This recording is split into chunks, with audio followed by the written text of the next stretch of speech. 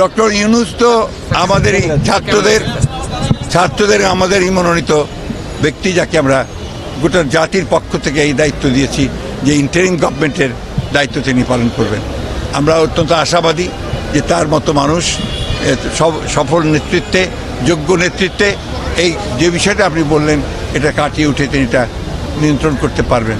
সবচেয়ে বড় বিষয়টা কিন্তু শুধু সেটা না, এই গোটা প্রবলেমটার একটাই মূল, সেটা হচ্ছে গণতন্ত্রের অভাব। সেই গণতন্ত্রকে ফিরিয়ে আনাটা হচ্ছে তার অন্যতম প্রধান কাজ, এবং তিনি ওটা যত দ্রুত গণতন্ত্রে ফিরিয়ে আনতে পারবেন ততই তিনি সাফল্য অর্জন করবেন। এই প্রশ্নের উত্তরগুলো আমি বহুবার দিয়েছেন, ক্লান্ত হয়ে গেছি।